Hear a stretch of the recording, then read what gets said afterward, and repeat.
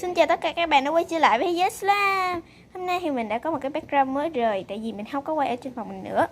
Thì hôm nay thì mình đã nghĩ ra một ý tưởng, đó chính là làm slam. Thì hôm nay không phải là mình làm, chị mình nảy ra ý tưởng, cho nên chị mình sẽ làm, nhưng mà mình sẽ lồng tiếng vào.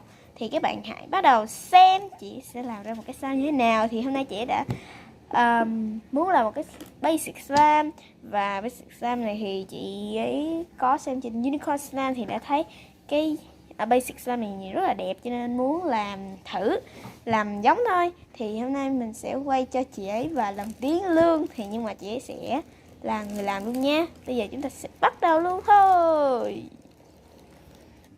Đầu tiên chúng ta cần đó chính là keo sữa. Đây là keo sữa ATM nha, nhưng mà mình có pha nước vào rồi nên nó không có được đặc cho lắm. Thì mình sẽ làm với 3 màu, đó là vàng, hồng và đỏ. Thì 3 màu này mình thấy có ở trong cái slam của Unicorn Slam, và ở trên thì nó có thêm những hạt xốp nữa.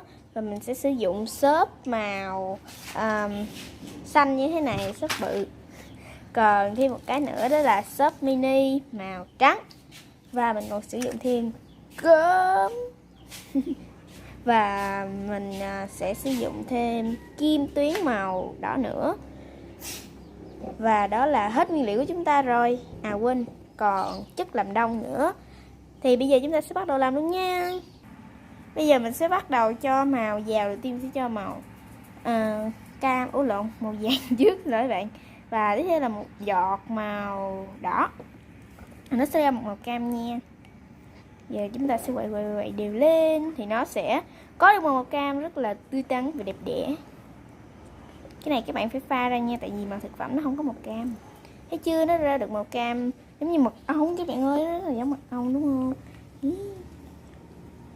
Rồi giờ thì nó ra được màu cam rồi, thì mình làm một màu cam trước. Hình như là nó có màu trắng nữa, không nhớ nữa. Bây giờ mình sẽ cho chất làm đông vào.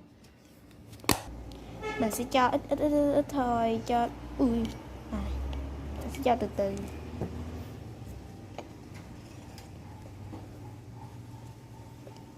Và trộn đều lên để cho nó đông đặc lại thành slam.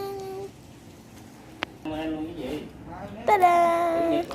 Đây là cái slam sau khi làm xong. Nó rất là dẻo, nó màu cam như là mật ong gì đó các bạn. Hơi giống như màu vàng và nó rất là dẻo, rồi nó muốn dính luôn. Đó. Các bạn có thấy đã không? Bây giờ thì mình sẽ bắt đầu làm cái slam màu trắng. Ta-da! Đây là cái slam màu trắng của mình. Thì cái slam này nó cũng y chang cái slam kia thôi, nhưng mà nó có màu trắng. Và tiếp theo thì mình sẽ làm cái slam màu đỏ, màu hồng. Xin lỗi các bạn. Thì hôm nay thì mình chỉ cho các bạn xem cái phần 1 trước thôi. Thì hôm sau thì mình sẽ cho các bạn, ở video sau thì mình sẽ cho các bạn xem cái phần 2 của cái video này. Thì các bạn sẽ xem được kết quả của cái slam này nhé.